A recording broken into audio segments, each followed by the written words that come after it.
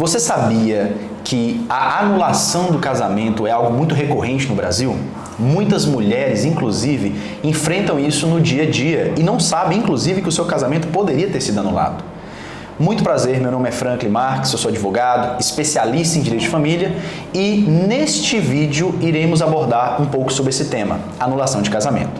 E para isso, para ser mais descontraído, para a gente poder bater um papo, eu convidei aqui a nossa colaboradora, assistente jurídica aqui do escritório, que atua diretamente comigo nesses casos.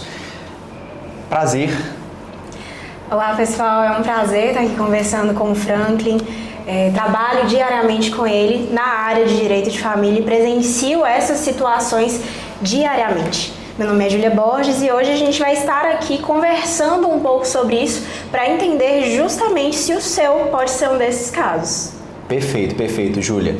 E aí eu queria já começar aqui para a gente conversar um pouco a respeito da nossa maior frente aqui, né? Que é a que você me ajuda, principalmente que é nos acordos. Sim. E muitas vezes nós estamos fazendo um acordo de separação e nos deparamos numa seguinte situação: esse casamento não deveria nem ter existido, né? Tem alguma hipótese lá que a gente vai perceber que não deveria ter existido. Então eu queria que você me contasse um pouco sobre isso, o que você percebe no dia a dia. Exatamente, Franklin. Aqui no escritório a gente atende um número muito significativo de mulheres diariamente enfrentando problemas dentro da relação e o que a gente percebe é que o número de casamentos que a gente vê alguma invalidade que não deveriam existir é muito significativo. Uma das principais hipóteses que a gente tem aqui hoje é a omissão de informações que são extremamente relevantes para que esse matrimônio seja válido. Porque o que muita gente não sabe é que tem condições que, não existindo, podem invalidar esse casamento. Um desses exemplos é quando o homem, por exemplo, não pode ser pai, tem a ciência disso, não informa sua companheira e acaba contraindo matrimônio. A gente sabe que a maioria das mulheres tem esse sonho de ser mãe, então, sabendo que o seu companheiro não pode ser pai, e mesmo assim se casa, é uma frustração muito grande. É uma situação que, se elas tivessem conhecimento prévio, provavelmente essa união não aconteceria. Então a gente recebe muitos desses casos e nossos clientes muitas vezes não sabem que isso poderia ser uma causa de anulação do casamento. E isso é muito importante, pessoal, só para que vocês possam visualizar, é que em um caso, por exemplo, esse que a Júlia colocou, que é um caso real aqui do escritório, essa cliente, ao invés de passar por todo aquele processo de divórcio, separação de bens, ter que dividir o patrimônio que você construiu, você pode simplesmente anular esse casamento. Ou seja, você vai ter uma preservação do seu patrimônio, do que você construiu durante essa união. Porque muitas vezes essa omissão de informação é algo que iria atrapalhar a própria constituição desse casamento. Imagina você unir com uma pessoa que devia ser seu companheiro e aí, depois de casar, assinar o contrato, porque o casamento ele é um contrato, você assinou o contrato de sociedade com aquela pessoa e aí você descobre que aquela pessoa não pode gerar filhos. E mais, essa pessoa simplesmente sabia disso antes. Isso é muito sério, porque você casa com aquele sonho de ser mãe, aquele sonho de construir uma família, planeja isso com essa pessoa, compra uma casa com um quarto dedicado ao primeiro filho do casal e aí chega um dado momento vocês não conseguem, porque ele sabia que era estéril. Então esse é um dos casos, mas nós temos vários casos aqui. E inclusive um caso que eu acho muito interessante é um caso onde a pessoa, embora tenha passado pela habilitação do casamento, porque para quem não sabe, quando você vai casar, né, no cartório, você faz toda aquela formalidade, você tem que fazer uma habilitação.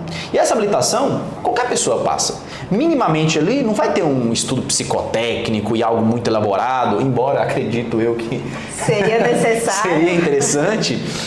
Não tem isso. Então qualquer pessoa que chegar lá minimamente com as suas faculdades mentais em dia, né, ela vai conseguir fazer essa habilitação e vai conseguir casar, é só pagar e casou normalmente. E qual que é o problema disso? Existem alguns casos em que a gente consegue fazer uma anulação porque essa pessoa fez algumas omissões dentro dessa habilitação. E uma delas que eu acho interessante é da incapacidade. Não da incapacidade civil pela idade, mas alguém que, por causa da sua condição mental, não fez processo de interdição.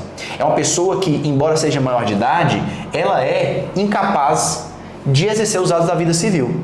Só que essa pessoa é maior de idade. Por que ela é incapaz? Porque ela tem algum transtorno que impossibilita que ela consiga exercer o papel cívico dela. E sabe o que acontece? Essa pessoa, ela não faz o processo de interdição e aí se casa. E só vai descobrir isso depois. Então, esse é uma das situações também. Então, eu queria que você me contasse, sim, mais um exemplo que a gente tem vivido aqui no escritório de uma anulação que a gente teve que fazer. Mais um exemplo que é bem recente aqui no escritório, eu acho que marcou todo mundo, foi uma situação em que a nossa cliente foi extremamente coagida a entrar nessa união matrimonial. Muitas pessoas não sabem, mas a coação, né, aquele casamento que é forçado, que é obrigado, também é passível de coação. Porque hoje, infelizmente, Franklin, a gente ainda tem uma situação onde as mulheres acabam sendo muito submissas aos homens no sentido financeiro. Essa cliente em específico já possuía filhos, então ela se viu obrigada a casar com o companheiro dela na época, não por amor, não porque eles possuíam um vínculo afetivo, né, significativo para essa união, mas sim porque era a única chance dela garantir uma vida digna aos filhos, garantir o seu próprio sustento.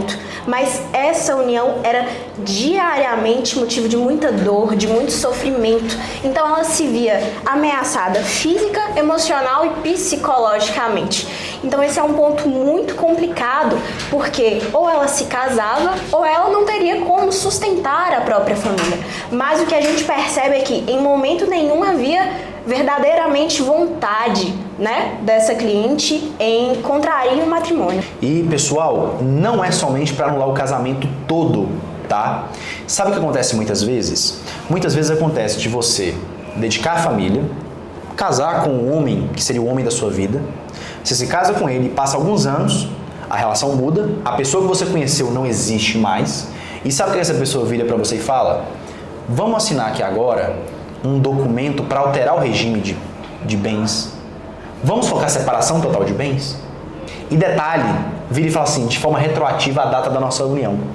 E muitas vezes ainda tenta fazer como se fosse uma coisa benéfica para a mulher, falando que é porque minha empresa não está indo bem, vamos proteger o patrimônio para não ficar sem nossas empresas, sem nossos bens. Mas, na verdade, o que ele quer fazer é tirar todo e qualquer direito que a mulher teria nessa separação. Exato, e ele faz isso, e olha a manobra como é inteligente. Ele faz isso, força você a assinar esse acordo, você assina esse acordo, reconhece de forma retroativa, ou seja, desde o início, e você perde todos os direitos aos bens na separação. E sabe o que vem depois disso? O divórcio. Ele procura o divórcio e você sai simplesmente sem nada. Então, a anulação não é completa também. Eu posso anular este ato. Este ato, de forma específica, eu posso anular ele, porque esse ato foi através de ameaça. Foi através de dissimulação. Muitas vezes, ele pode não ameaçar você, mas ele pode falar assim, isso é benéfico para nossa família, eu estou sendo processado, isso é para a gente proteger nosso patrimônio, e ele faz você assinar. Ele engana você, induz você ao erro. Você caiu no erro, assinou, retroagiu, perdeu tudo, 3 meses depois, chega o divórcio. E ele não tem que te passar nenhum patrimônio que vocês construíram durante todo esse período. Isso é justo? De forma alguma. Isso não é justo, porque você se dedica inteiramente à família e dedica os seus anos, a sua vida para essa pessoa e ela vai e engana você. Isso não é certo. Então, você precisa caçar meios para poder se defender, porque senão você vai perder todos os direitos que você construiu durante todo esse período, né? Então, anota tudo isso que a gente está trazendo aqui, porque é de grande valia para você. Mesmo que você pense, mas no meu caso, eu não vou anular tudo. Pense, isso é mais comum do que existe. Essa questão de você precisar anular de forma parcial é muito importante, porque isso pode salvar a sua partilha de bens. E para a gente encerrar, gostaria de perguntar a Júlia. Júlia, o que você indicaria para o pessoal de casa caso eles tenham passado por alguma dessas situações que a gente citou aqui? Qual seria a sua dica para eles?